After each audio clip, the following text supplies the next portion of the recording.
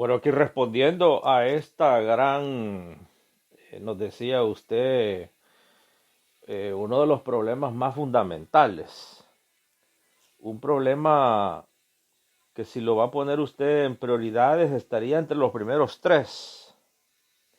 El primero, obviamente, es la pobreza, la miseria, la falta de trabajo.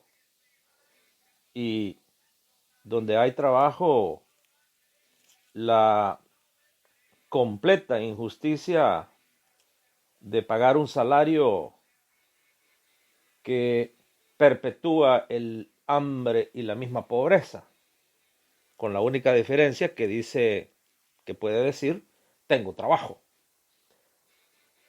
Nos toca ese tema que usted nos ha traído. Ya hay bastante coincidencia con ustedes de Canadá, aquí de Nueva Jersey, en Los Ángeles también y de Australia, que nos hablan del transporte público. Y mire qué interesante, por eso es que usted, entendemos, no deja ni dejará de escuchar su radio, la única, para todos y todas. Que le trae lo que nadie le trae. ¿Por qué? Porque nosotros recogemos lo que usted nos dice. Nosotros recogemos todos sus análisis, todas sus opiniones, todos sus comentarios. Nos decían ayer, pero es que ustedes ahí sí que lo saben todo. Ustedes, qué bien el programa. No, es que no es eso. Nosotros simple y sencillamente lo que estamos haciendo es, somos un eco, hacemos eco de todo lo que ustedes nos mandan. Interesante lo que nos dicen aquí. Mire, de Washington nos dicen, es triste ver a mi país cada vez que llego y ese transporte público, hoy entiendo, está en manos de gángsters, está en manos de mafiosos, está en manos de diputados, inclusive, hoy son diputados algunos. Y mire lo que añade. La mayoría de los países miembros de las Naciones Unidas, la mayoría, si no casi todos, el sistema de transporte es público, es nacionalizado, lo maneja el Estado, lo maneja el gobierno, inclusive en países en donde se pudiera decir que todo está privatizado. Vaya usted a ver a Estados Unidos, es prohibido que el transporte público esté en manos privadas. Váyase usted a la propia China, es prohibido que un bien público esté en manos privadas y peor, de mafiosos, de gángsters, de grupos criminales. Entonces, ¿qué está pasando en El Salvador? Usted de Los Ángeles nos dice que conoce muy bien a varios empresarios. Usted inclusive nos dice que hay por lo menos dos que son diputados ahorita en la Asamblea Legislativa, propietarios de autobuses. Por lo menos, y lo pone aquí entre comillas. ¿Qué se puede hacer? Nos preguntan aquí usted. ¿Qué se puede hacer? Mire qué bonita la audiencia. Nos preguntan y al mismo tiempo nos dan, como dicen ustedes, guías. ¿Qué se puede hacer desde Sydney, Australia? ¿Qué se puede hacer con ese transporte público? Y pone en letras mayúsculas, nacionalización. He tenido la oportunidad de viajar por toda Europa, nos dice, no solamente en Francia, pero en Inglaterra, también allá en España, en todas partes de Europa, Portugal. No he encontrado un transporte público en manos privadas. ¿Qué está pasando en El Salvador? ¿Por qué los grupos gangsteriles tienen un monopolio indestructible sobre un bien público? Conozco de la cifra grande de asesinatos que hay, de muertes que hay, de accidentes de tránsito que hay, y nadie responde por ellos porque no hay regulación absoluta en nada en El Salvador. No es ahorita, es un problema histórico, pero hoy es la oportunidad del siglo XXI que se puede hacer una nacionalización pura estatal. Además de los perjuicios de pérdidas de vidas, además de los perjuicios de un desorden completo, de un caos en el transporte, además de todos esos perjuicios, está uno de los más principales, que es el perjuicio a la salud. Vaya usted a ver, hace un tiempo nos dimos cuenta de un estudio que se hizo. No lo hicieron, por supuesto, instituciones salvadoreñas. Tuvo que venir alguien de afuera. Se hizo un estudio medio ambiente. El Salvador, entre los más contaminados. Todas esas partículas invisibles, venenosas que andan volando. Usted sabe que El Salvador tiene uno de los problemas más grandes de neumonía, de problemas del aparato respiratorio, de gente que se muere. Hoy la cortina se murió de COVID. Pero hay miles ya de muertos. No todos son de COVID. Entendemos que hay un número elevadísimo que se muere como resultado de estos daños irreparables al medio ambiente. El transporte público, por eso nos decía usted aquí desde Ottawa, y lo consideramos bastante importante que usted utilice ese término. Terroristas económicos, terroristas medioambientales, terroristas políticos, porque terrorismo es el uso del poder.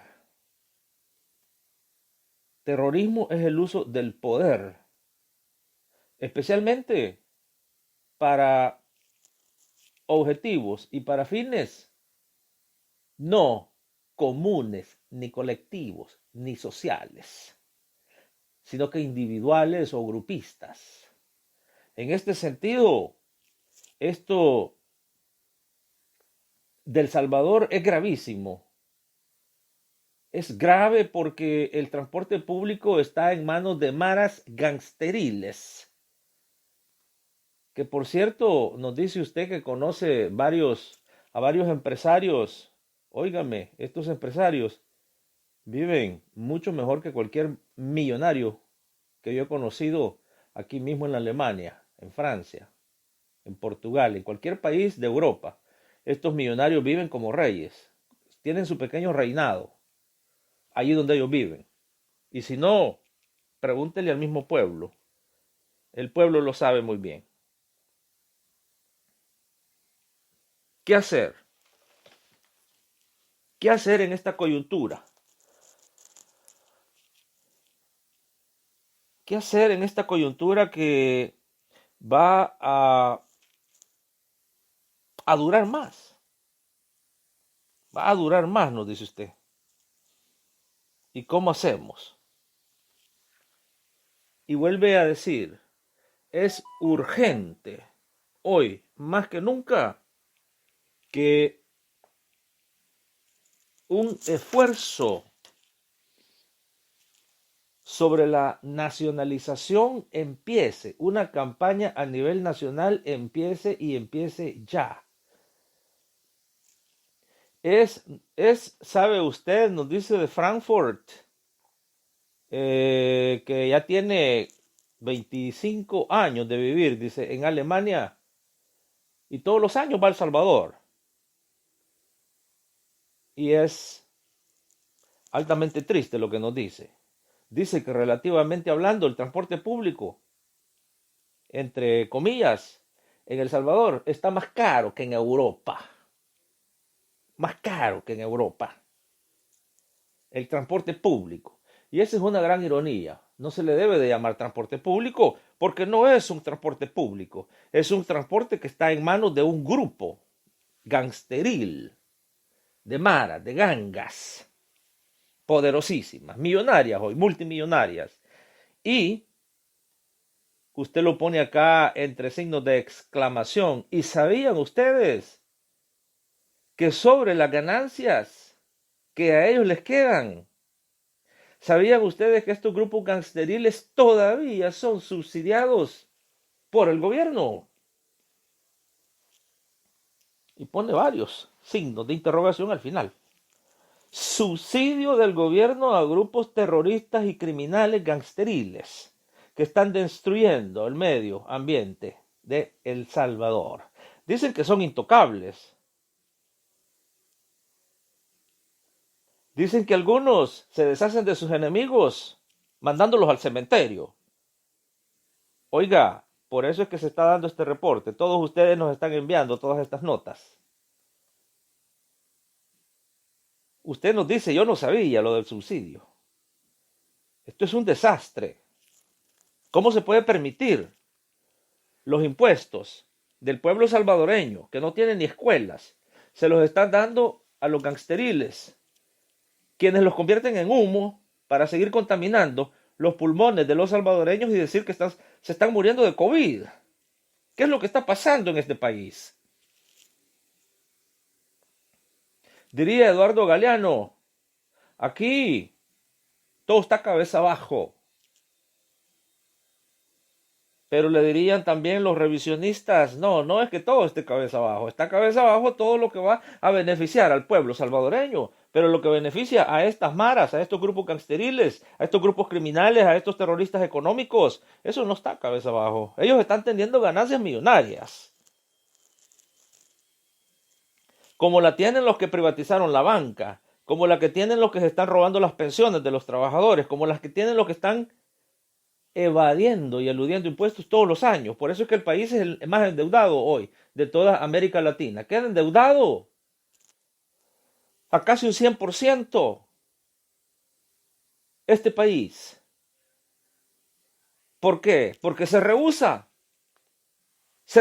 a crear una ley de impuestos, a una ley fiscal, como le llaman muchos, justa y equitativa, en donde debe de pagar más el que tiene más y que pague menos el que tiene menos. Por eso dice, país cabeza abajo. Porque váyase usted a analizar lo que pagan las familias más poderosas del país. Estas familias tampoco pagan. Y si usted ve, es el mismo ejemplo de los terroristas económicos, empresarios de autobuses. Es lo mismo. ¿Por qué? Porque al final de año, váyase usted a revisar el Ministerio de Hacienda. Revise esas partidas que se encuentran ahí, que nadie las revisa. Usted va a ver que se está subsidiando a la empresa grande. Han habido casos completamente increíbles. Hay compañías de las más grandes del país que registran que han recibido subsidio del gobierno salvadoreño. Recibir subsidio del gobierno salvadoreño, lo que eso le dice es que es una transferencia de los recursos del pueblo a los millonarios. Una transferencia de los pobres y de los miserables. Mire qué solidaridad la del pobre, mire qué solidaridad la del miserable, del que no tiene nada, que lo poquito que tiene se lo entrega a los más poderosos. Y cada vez más se aleja la justicia, cada vez más la impunidad sigue presente y sigue más omnipotente que ayer. Ese es el país ahorita. Un país que se encuentra en estos momentos tras las rejas, nos dice usted. Y nos dice que para mañana estaba programada la apertura del transporte público, pero la razón por la cual no va a haber transporte público es porque los empresarios están exigiendo más subsidio. Esa es la única razón, por eso no va a haber transporte público. Los empresarios quieren más, y no solamente quieren más, pero quieren aumentarle a lo que usted paga. Nos decía usted como empleado que gana $3, $4 al día, $2 al día. Y nos dice, pero para movilizarme algunas veces tengo que pagar más de $1 o $2.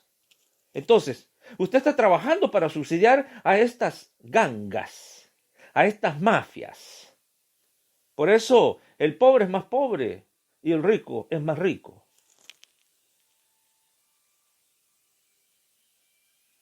¿Y qué hay de los políticos? Dice usted. ¿Qué hay de los políticos? Los políticos es un producto, es una mercancía de compra, venta. Hoy está viendo usted cómo este nuevo partido político llamado Nuevas Ideas, recién hemos recibido, y eso vamos a tener programas especiales al respecto, del gran fraude electoral